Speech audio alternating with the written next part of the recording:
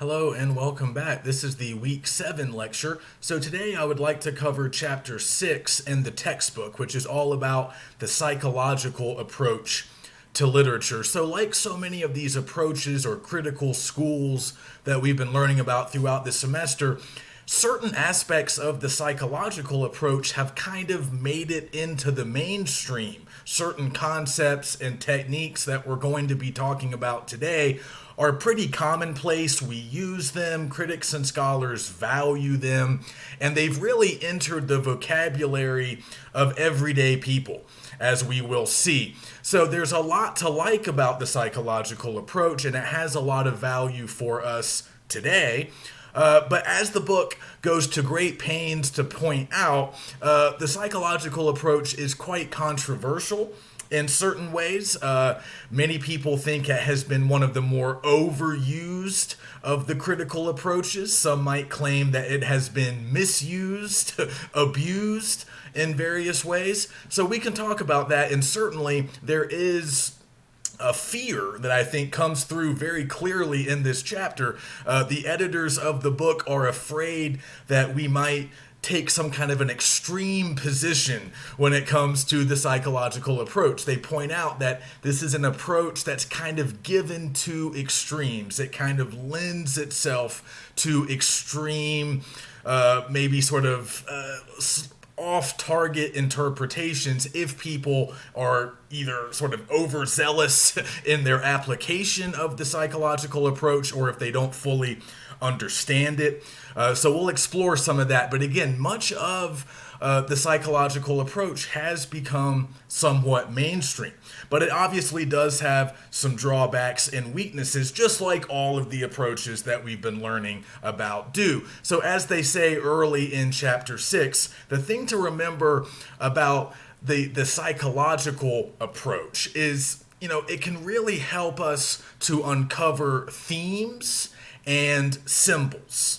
So if we're really focused on sort of big picture issues about larger meanings or what individual symbols might represent, the psychological approach can really help us get to the bottom of those types of questions. However, it does not really lend itself to a close examination of form or structure or actual devices of language, the actual features of language that we've been talking about at times throughout the semester, like when we were sort of thinking about the formalist approach, and when we were really digging deep into the individual features of language and thinking about metaphors, thinking about irony, thinking about recurring patterns that we could sort of track and analyze. The psychological approach is not necessarily going to help us to do that kind of work. As they say in the book, I like this way of phrasing it.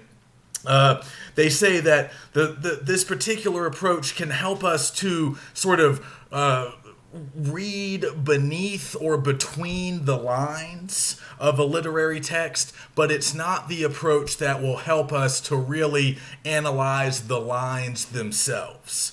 So the psychological approach might not have much to say about the sonnet form that we see in this particular poem, or it might not have much to say about the tension and paradox at work in a particular sentence. So yeah, it doesn't help us much if we're really focusing on language, if we're really focusing on the devices of language, or even if we want to focus on some of the other literary elements that we've been using throughout the semester outside of theme and outside of symbolism. So if we want to focus on setting, or if we really want to get into something about style or something about atmosphere, again, it's a limited approach if we really want to dig into structural features or things that we might call literary elements or literary devices.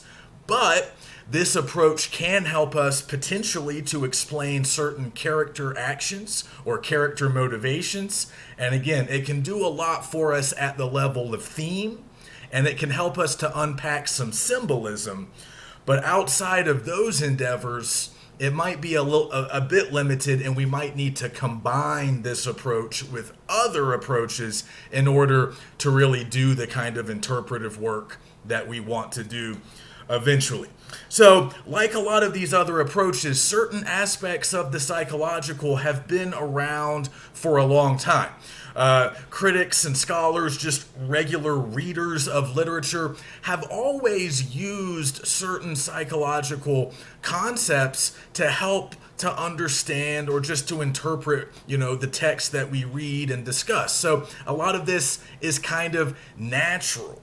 Just like some of these other approaches or schools, like the historical, they've been around for a long time. They've changed over time, but to a certain extent, analyzing a text through its historical context is a pretty natural impulse that people have been kind of following for a long time. And it's the same here. At least considering the psychology of characters or authors, or exploring the psychological effects that a literary text might create in readers. Those are all pretty natural impulses that we've been doing for a long time. So they mentioned Aristotle back in ancient Greece when he was defining the tragedy, this sort of ancient mode of theatrical performance, which we still have today. When he was defining this particular genre of literature, he largely talked about emotions, right? The tragedy is supposed to evoke very specific emotions in the audience, creating that ultimate effect of catharsis at the end of the performance. And really, even though he wasn't using this terminology, that's all psychological.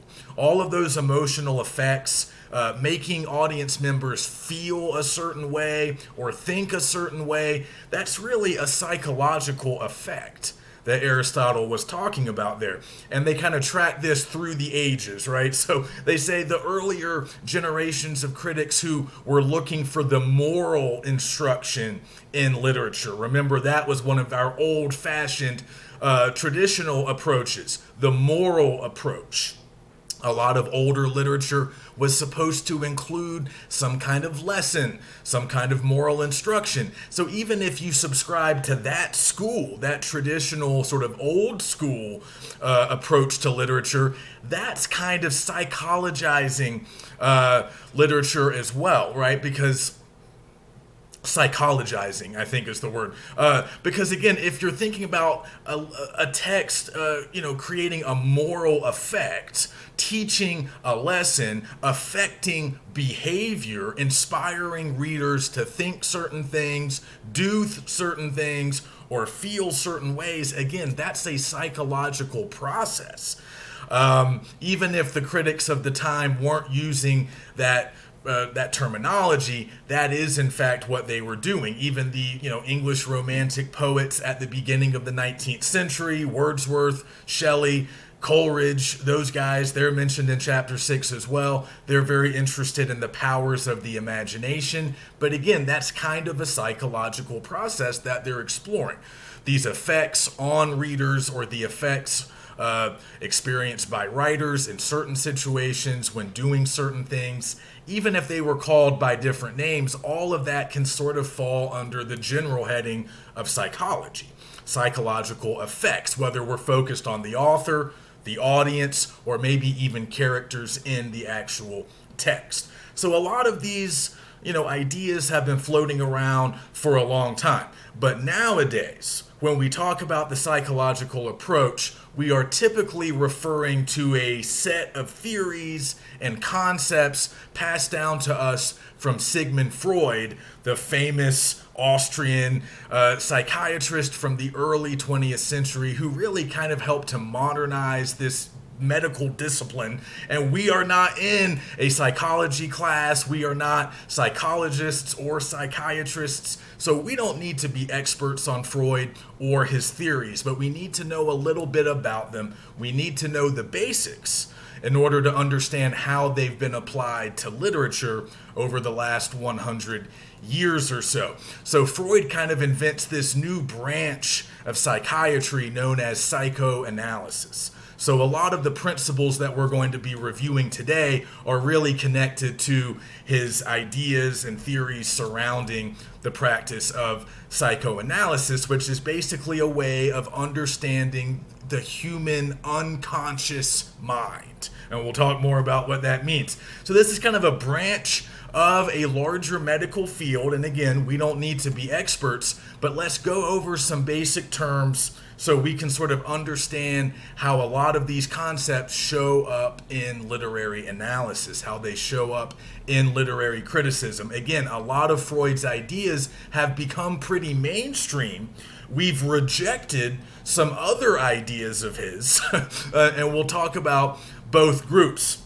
So again, we've heard a lot of things from Freud. They show up in popular culture, phallic symbols, the Oedipus complex, the id, the ego, and the superego. These are terms that are kind of floating around. You don't have to be an expert. You don't have to really know anything about Freud to know those terms or to at least have heard them.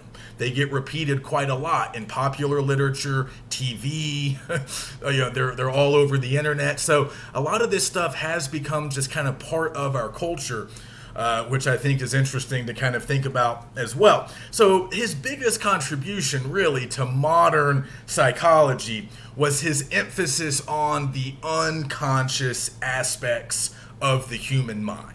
So you need to kind of understand the basic distinction between our conscious state and our unconscious mental state. So for Freud, and they use this iceberg metaphor, I think, in the book, right? The idea is the conscious part of the human mind is a relatively small part of the overall whole. So it's like an iceberg. Most of it is beneath the surface. You can only see a relatively small amount above the surface. The larger sort of mass is beneath the surface, out of sight, often undetected. So the idea is that our conscious state, I mean, that's what we all can sort of understand, and we see it, right? We have certain conscious actions that we carry out throughout the course of a regular day, certain conscious processes that we are very aware of. We know what we're doing. We know why we're doing it. So I wake up in the morning, I take a shower, I eat some breakfast, I get dressed, I get in my car, I drive to work. Those are all conscious processes. I'm aware of all of them. I know what I'm doing, and I do them for specific reasons. It's all rational, it's all reasonable, and I do that stuff all the time, often without really thinking about it very much at all. But those are conscious actions in that I am aware of them. I am conscious of them as they are happening. I know what's happening. I know what I'm doing. But then there's my unconscious mind, which manifests itself while I'm asleep, or maybe through certain imaginative activities. If I'm a writer or an artist, maybe my unconscious shows up then. It shows up when I dream, but oftentimes I'm not aware of my unconscious state. It's active, it's doing stuff, but I'm often unaware of it. I don't know that it's driving me, but it is. So Freud claims that most human actions, most human behavior, most of what we think, feel, and do is all directly influenced by unconscious drives and desires and impulses that we don't really understand because they're part of that unconscious. They're beneath the surface. And not only can other people not really access them, often we ourselves cannot access them because we can't really get out of our conscious state to actually grapple with the unconscious. That's why we pay a lot of money to go and sit in a room with somebody like Freud so they can help us to get in touch with our unconscious state so we can understand why we do the things that we do. So this is the idea, right? That our unconscious mental state really drives most of who we are and what we do and what we want. A lot of our desires, a lot of our impulses come from the unconscious state. And he says, even the conscious things that we do every day, they're only conscious for a relatively short period of time. And then they become unconscious again once we finish doing them, or they become latent. In other words, they go back beneath the surface, they're kind of dormant, but they can become active again at any future time. So I even think about my morning routine sort of in these terms, right? Yes, those are conscious processes, but I don't have to think very much about showering or eating cereal or even driving my car because I do them so much. There's not a lot of thought involved. So those are conscious processes, but only while I'm doing them. And sometimes while I'm doing them, I'm not necessarily thinking about them. My mind might be elsewhere. So even conscious processes sometimes are not long lasting and they don't engage our entire brain. So we can probably understand this distinction between conscious and unconscious. The conscious is what's above the surface. It's what everybody can see. It's what we're doing. It's sort of our normal forward-facing behavior. And then the unconscious is beneath the surface, and we are often unaware of it ourselves. That's why we need the psychoanalysts to help us get in touch with our unconscious drives and desires. So that's kind of the big idea of his that we still largely accept today. Not just psychiatrists, but a lot of regular people can kind of see the truth to this observation. Now, maybe he's overstating it a bit. Maybe you think it's more of an even split between conscious and unconscious. Maybe you don't think there's more to the unconscious mind than there is to the conscious, but you have to acknowledge, I think, most of us would, that there is a distinction. There is a difference between our conscious states and our unconscious states. And that doesn't just mean when you're sleeping. That just means all the stuff beneath the surface or the stuff that's pushed so far back and the sort of, depths of your brain that you're not even always aware of it, even though it might have some real impact on you. So we largely accept that.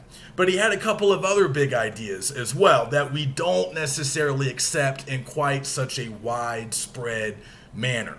So he also claimed that virtually all human behavior and virtually all of those unconscious drives really stem from sex and desire for sex. So a lot of people think that that's an oversimplification. Obviously, sex is important to humans, biologically. And there's also a pleasure principle that he talks about that does seem pretty important. But a lot of critics would say it's not the most important. It's just one of the many important impulses that drive us. And then kind of one of the third sort of big, overarching idea that he helps to introduce. And again, some people accept this today and some don't, but it's the idea that because there are so many social restrictions and taboos surrounding sexuality in modern society. Again, he's writing in the early 20th century, but this stuff is still true today. There are all these, rules and restrictions governing the expression of human sexuality. So he claims that because of all those rules, we end up repressing a lot of our unconscious drives and desires that, of course, are wrapped up in sexuality or our libidos. And we repress a lot of that stuff because it's not socially acceptable, perhaps. And as a result, that might cause problems for us later on down the line. So that first big idea, yes, most people are on board with it. The second and third big ideas, it's a little bit more split in terms of who, in terms of how much we want to go along with those big overarching ideas. But we can see some truth, certainly, in a lot of these observations. So keep in mind the idea of repression, because that's important for Freud, and it's going to be important when we use some of these concepts to explore literature. When you repress something, that just means you are actively excluding it from your conscious awareness. So you're pushing it out of your conscious state. So now it's going to reside in your unconscious state, where you might not always be aware of it, but it's still going to influence you or impact you in various ways. So these might be memories. We can repress memories that are perhaps very unpleasant or painful in various ways, but we can also repress desires, things that we want, things that we feel, but we think that it's not going to be accepted by the people we live with, the larger society, our larger sort of unit. So we shove them deep down. We try to deny them. We try to ignore them, but they're still there and they're still working beneath the surface. So just a few other terms to kind of get comfortable with, and you probably already know what the id, the ego, and the superego are. These get taught in high school, a lot of introductory psychology classes, so really kind of basic stuff. And again, it's just good vocabulary to have if you want to utilize some of the psychological approach later when you're analyzing a text. So we probably know what the id is, described in the book as the reservoir of the libido, or the source of most of our aggressions and desires. So I once heard Bart Simpson described as like unbridled id. You might hear certain characters described that way. Often these are going to be characters that have no respect for the law. They have no respect for social standards or morality, codes and laws and mores. They're just pursuing their own desires. They're simply out for whatever it is that they want, and they don't care what what anybody else thinks about it. They're sort of amoral, not necessarily immoral. Make sure you're aware of the difference. If we're talking about amoral with an A, that just means without morality. It's like you're standing outside of morality. Morality cannot really apply to you. Immoral with an I means that you are like bad or evil, typically is the usage. But here we're talking about amoral, asocial, not antisocial. It's just outside of society. The id operates outside of any man-made construct. So if you think of society as being a man-made thing, and it probably is, then the id is outside of that. If you think of morality, our system of sort of, right and wrong, our moral code or our sense of ethics, if you think those are man-made, again, the id is totally outside of all of that. So it's pure desire, it's pure unbridled impulse and instinct with no regard for the law or social standards or other people, for that matter. Okay, so obviously, if the id is not checked, if the id is not brought under some control, we're going to have problems. We're going to break the law. We're going to do probably a lot of bad things, and we might end up being quite self-destructive as well. So we have two regulating agents that exist in the mind alongside the id, largely in order to keep the id under control. So first we have the ego. And we know this word. I mean, we use this word all the time. That guy has a really big ego. What does that mean? Well, he thinks highly of himself. He has a high opinion of himself. We know what the word means in that context. That's still kind of a useful way to think about it here, because in the Freudian context, the ego is basically representing rationality and good sense. And it also represents most of our conscious state, our conscious mind. So even though, again, the unconscious outweighs the conscious, the ego is largely our conscious mental state, our sort of forward-facing persona. The things that we do every day that we have to do. The rational, logical things that we do. The things that we don't question. We get up, we go to work, and again, it is to a certain extent tied up with our self-image and with our conception of self. This is the version of ourself that we want others to see. This is, again, that forward-facing or outward-facing self, the version that others perceive, the self that our coworkers know, my students know. Okay, so the ego is kind of, again, it's the everyday doing the normal rational stuff that you're supposed to do. This is largely our conscious mind. So it's important, it's a regulating agent, but it's not as strong typically. It's not as powerful as the id. So we need another regulating agent, and that's the superego.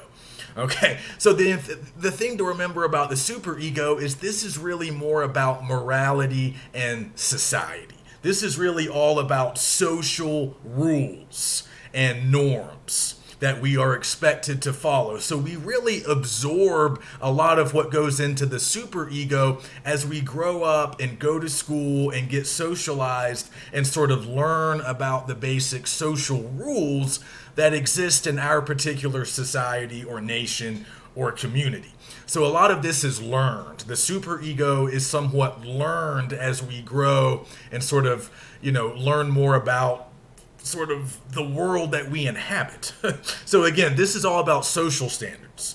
And we understand that we have to follow or adhere to those social standards. So again, the superego is all about bringing the id under control. And if we have certain impulses or desires coming from our unconscious state that are not acceptable, like I said before, if we deem certain desires or impulses as unacceptable by society's standards, then we repress them. We shove them deep down, and oftentimes that leads to problems. But the superego is driven by the moral principle. The id is driven by the pleasure and impulse principle. And the ego, I think, has a lot to do with how we're trying to present ourselves and how we sort of regulate ourselves on a day-to-day rational level.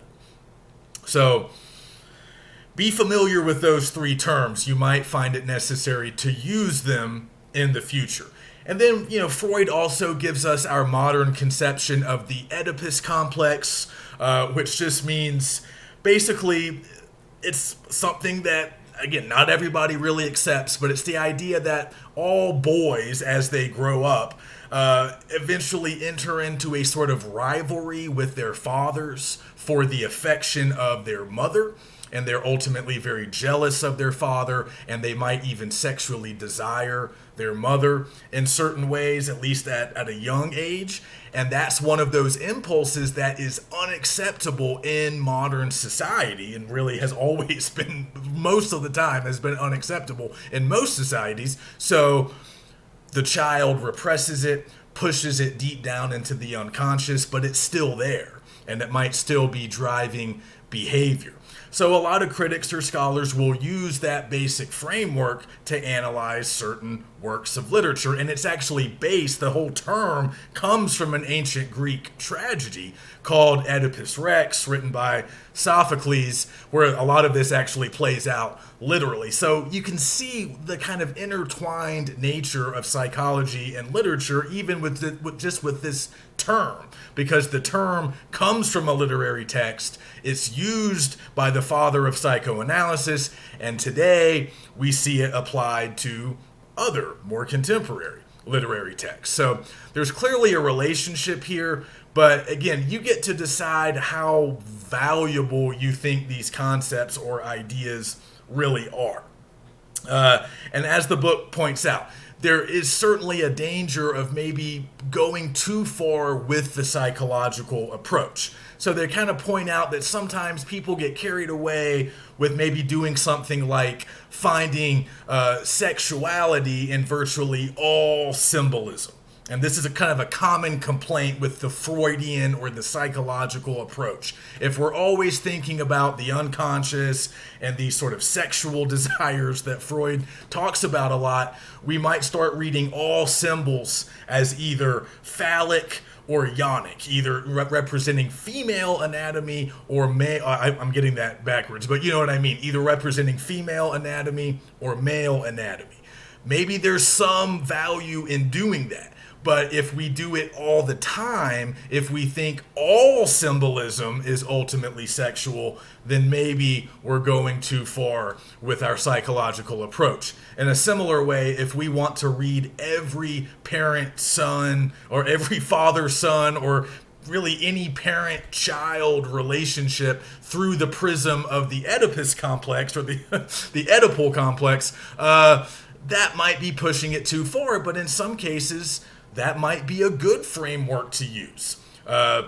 In certain literary texts, that might be very much at work. And they actually use an example of a Hawthorne short story when they're talking about the Oedipus complex. They use My Kinsman, Major Molyneux, a famous short story by Hawthorne. It's okay if you don't know it, but they claim it's kind of Oedipal, or it's expressing kind of an Oedipal theme, not because we have a literal rivalry between a son and his father, but because we have a young male character rebelling against authority, and that includes the family authority of his older relative who he laughs at. It's his uncle, but he laughs at this guy at the end of the story when the guy gets sort of humiliated and brought down a peg or two, and it's like the young guy no longer has to obey the rules. He's rebelling against authority. And a lot of critics will claim that it doesn't, we don't have to read Oedipal themes always literally. It doesn't always have to be a father-son sort of family dynamic. It can also apply to really any fictional scenario where a young male character rebels against these larger institutions, which are often sort of characterized as male or representative of the father. So we're going to kind of see this with Lacan in a moment. When you sort of rebel against legal institutions or larger social institutions, that's often coded as a rebellion against a sort of figurative father, right? The state or the government or the church or whatever, often being figured as masculine. So if a young man is rebelling against that stuff, it's sort of like he's rebelling against his father, perhaps even wants to destroy his father. So you can treat it a little bit loosely. It doesn't have to be literal and exact, but we can see Oedipal themes probably in a lot of literary texts if we're looking. So I just want to flip over to 207 for a moment, then I'll try to wrap up quickly with Lacan. This is an important part in the chapter, the top of page 207, as they're sort of, again, cautioning you about some of the dangers or the excesses of using the psychological approach too much or sort of driving it a little bit too hard. They mention the famous fairy tale Little Red Riding Hood.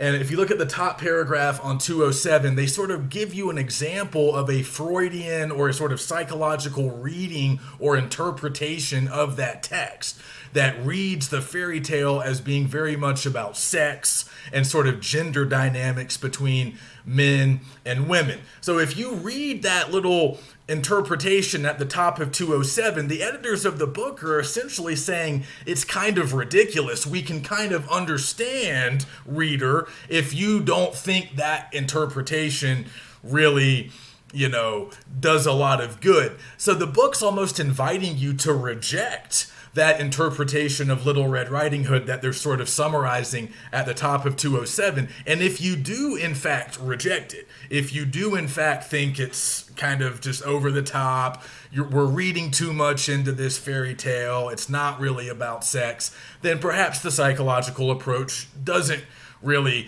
do it for you, and maybe it's not your preferred method.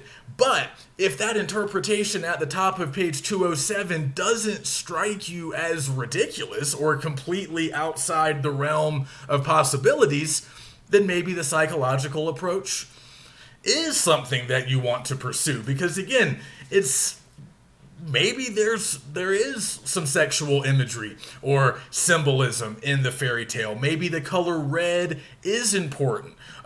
Maybe the wolf does have some kind of masculine meaning that goes beyond just sort of the surface level of the fairy tale. So it really, I think your attitude or your orientation towards the psychological approach might really depend on how you feel about that interpretation of the fairy tale on the top of 207. If you reject it like the editors of the book kind of seem to reject it, then you're a little skeptical, perhaps, about the psychological approach. But if you're on board with that interpretation, and again, they're using a real critic's interpretation because they have a citation there from Fromm at the end of that top paragraph on 207. So if you're kind of with Fromm and you think that reading makes sense, then maybe you can get a lot of mileage out of the psychological approach.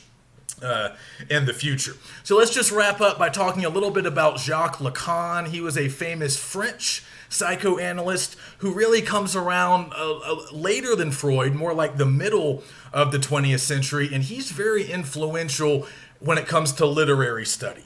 He influences a lot of French critics and scholars, several of whom I mentioned last week, Roland Barthes, Michel Foucault. A lot of those guys adapt many of Lacan's ideas to their studies of literature. And Lacan really kind of adapts a lot of Freud's ideas. He kind of updates them. He's not rejecting a lot of, well, I mean, he's revising it.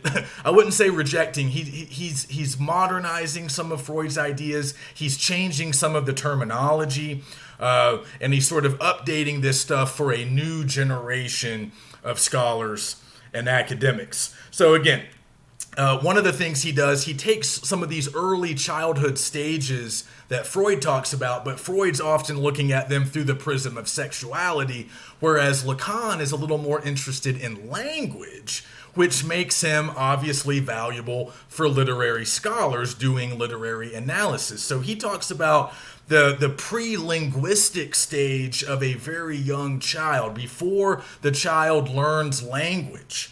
The child is largely in the realm of what he calls the imaginary, which is often associated with the mother, which makes sense. At this point, the child is probably still, breastfeeding, very dependent on the mother.